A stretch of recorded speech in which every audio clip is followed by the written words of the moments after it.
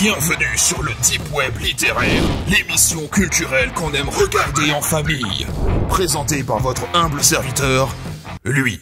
Au programme, des histoires fantastiques mêlant surnaturel, drama, romance et j'ai pas envie d'en parler. Retrouvez des invités exceptionnels comme Émile le Raptor, Seigneur Yeti, Roi Licorne, Minou et bien d'autres encore. Allez les enfants, au lit, papa a une histoire à vous raconter. À chaque nouvelle vidéo du Deep Web littéraire, je me dis qu'on fera difficilement pire après ça. Qu'on trouvera plus rien d'original, plus rien d'aussi con. Vous savez quoi? La vie est surprenante quand même des fois. Bonjour tout le monde et bienvenue dans ce 9e épisode du Deep Web littéraire. Aujourd'hui, on va aborder une nouvelle créature. Et pas seulement une nouvelle créature, on va aussi découvrir une nouvelle autrice. Et celle-là, vraiment, j'ai de quoi faire 10 autres épisodes rien qu'avec elle, quoi. Est-ce que vous connaissez Mina Shea? Oh, croyez-moi, vous allez pas être déçus.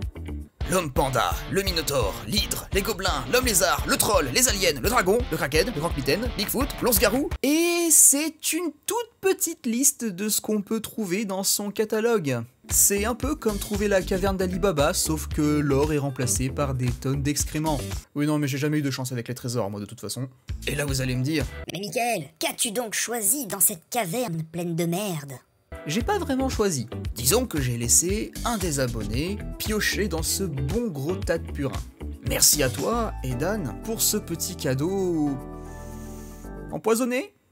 Et merci aussi d'avoir pris le temps de traduire ce diamant brut pour me faciliter le travail.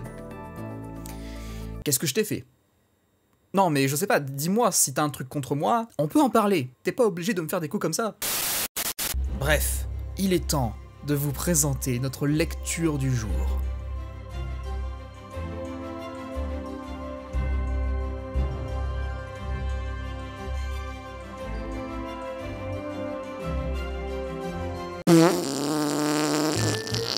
Le poisson globe garou à gros grou.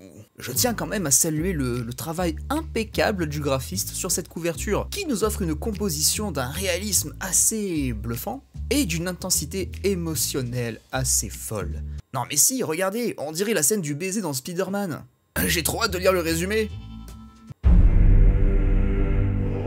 Dana est une biologiste marine travaillant dans un centre de recherche top secret avec une souche mortelle de piranha. Tard dans la nuit, un accident la fait tomber dans l'aquarium des poissons mortels.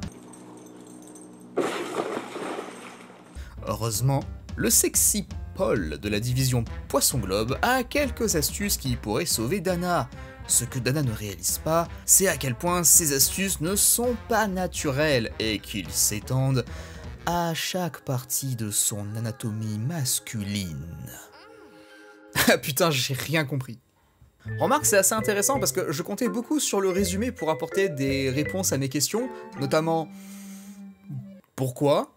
Et du coup, merci au résumé de n'apporter aucune réponse supplémentaire, parce que grâce à lui, je vais devoir m'investir pleinement dans ma lecture pour essayer de comprendre les tenants et aboutissants de cette nouvelle épopée.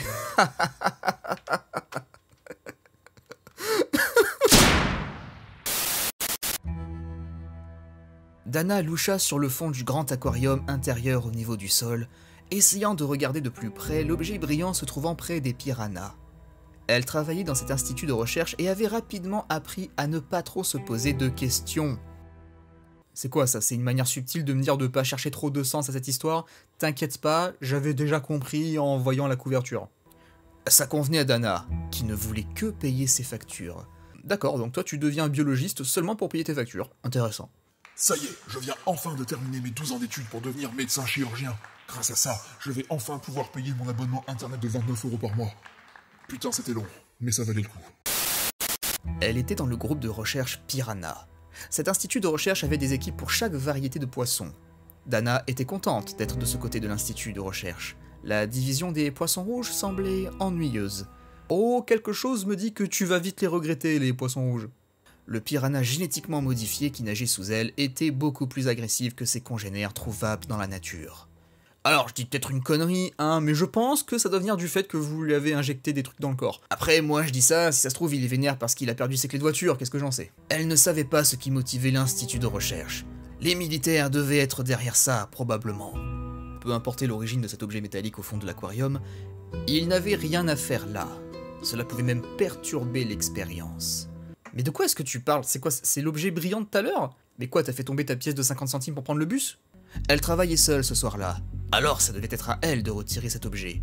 Si quelque chose devait bousiller l'expérience, elle serait blâmée et serait virée. Dana ne laisserait pas ça arriver.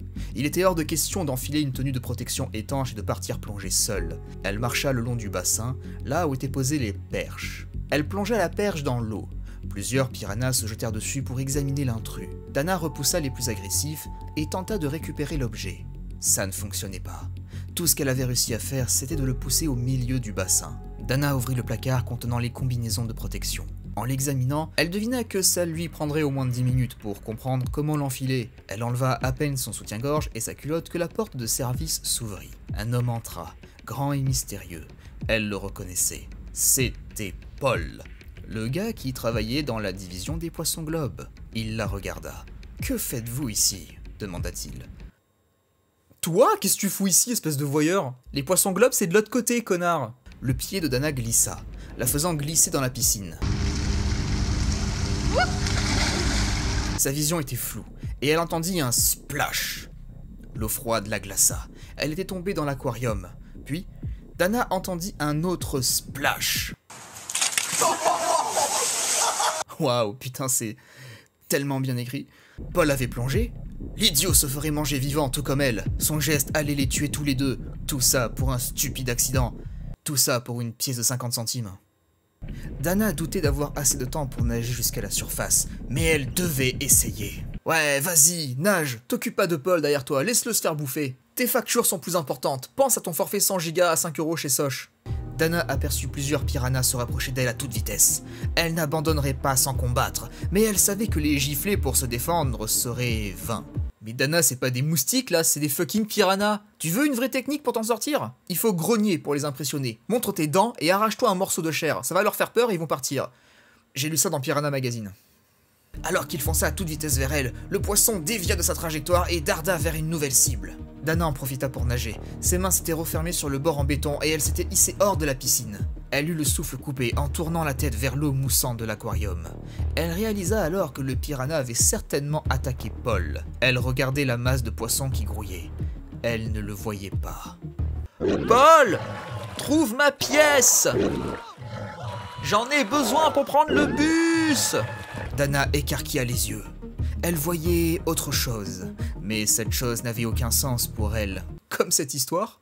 Ce qui ressemblait à un poisson globe était secoué par l'essaim de piranha.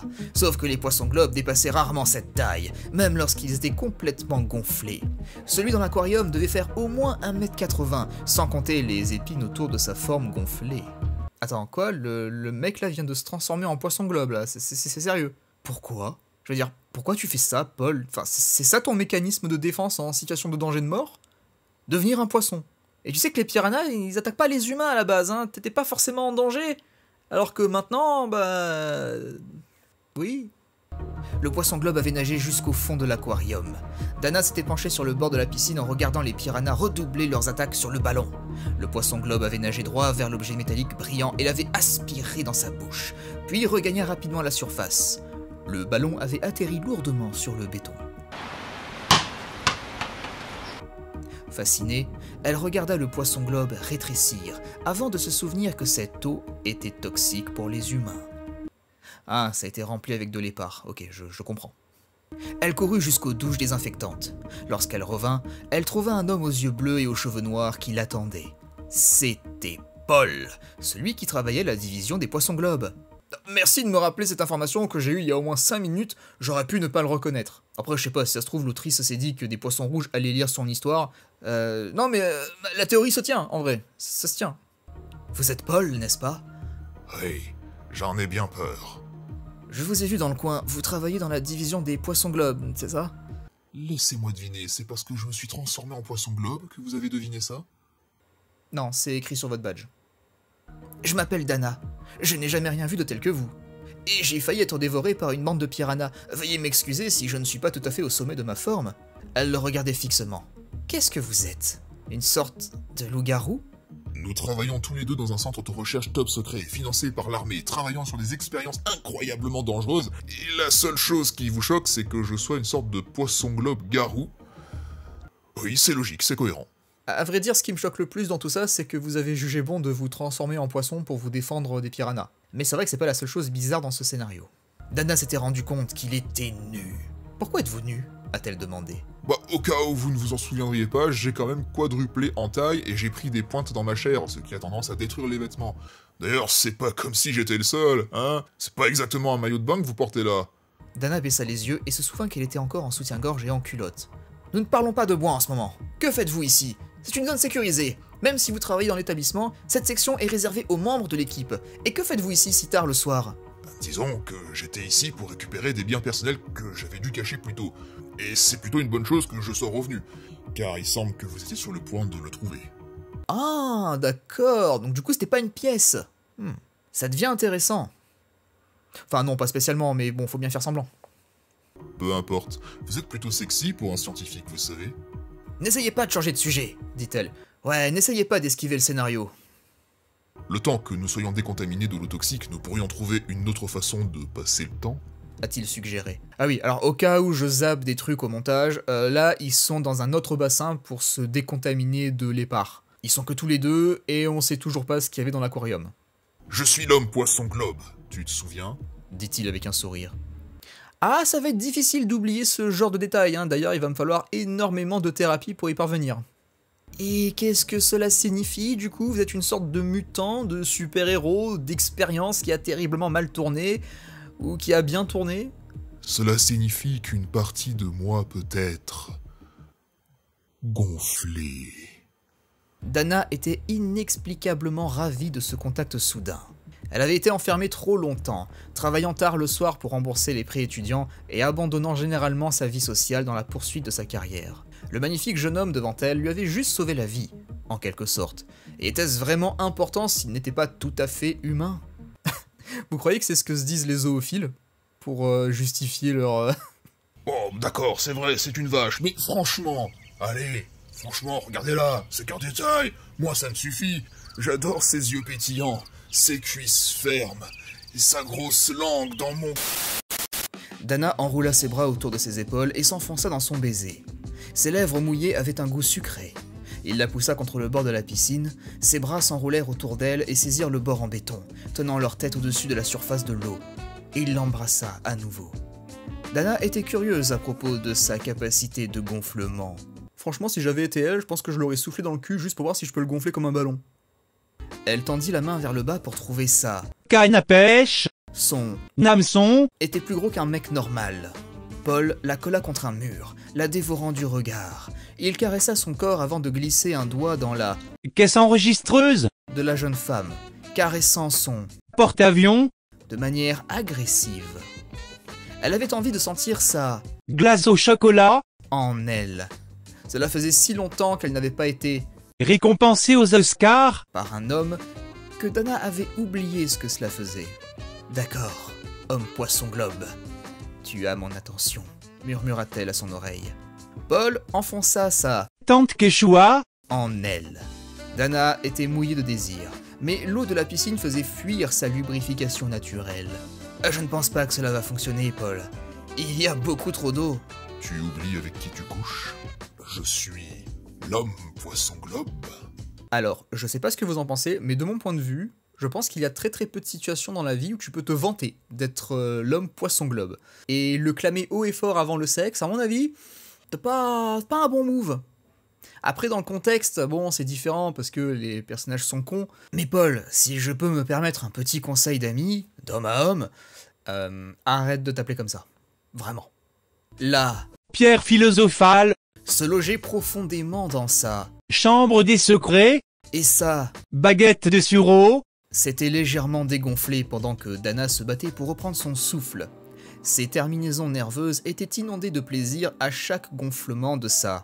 collection de photos de Marine Le Pen, Attendez, n'y a-t-il pas des morceaux pointus? Elle craignait d'être déchirée de l'intérieur. Eh, c'est marrant que tu te poses la question seulement maintenant, alors que tu l'as quand même vu dans sa tenue de super-héros en train de combattre les méchants piranhas. Détendez-vous. Je peux contrôler la transformation. Détendez-vous. Mon corps n'est qu'une facilité scénaristique. Les yeux de Dana s'étaient élargis tandis qu'elle pouvait sentir de légers boutons cloutés se former sur la longueur de sa... Dépression.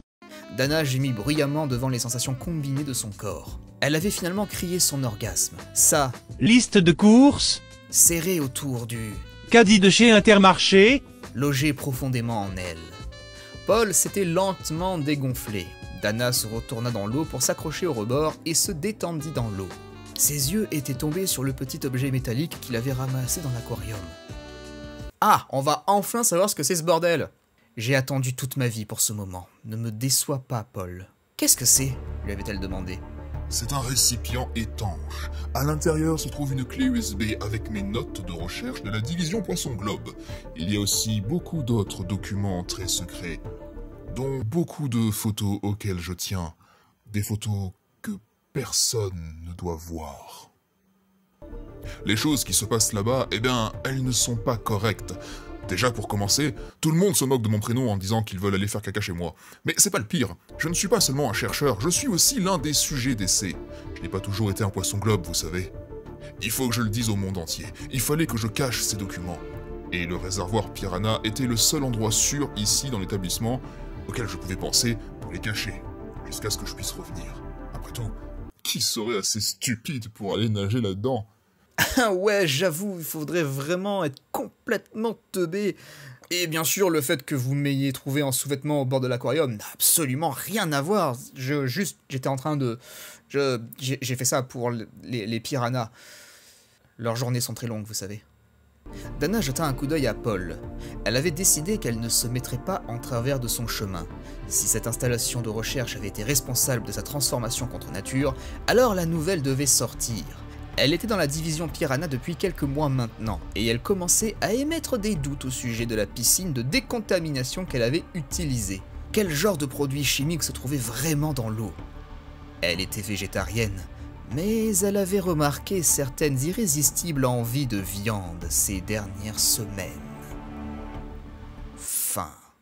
Oh, le twist de bâtard! Oh, elle va se transformer en piranha! Putain, j'ai trop hâte de connaître les motivations du centre de recherche, ça a l'air un truc de ouf, putain! Non, mais laissez-moi donner une chance au scénario, vous voyez bien qu'il est pas en bon état, le pauvre...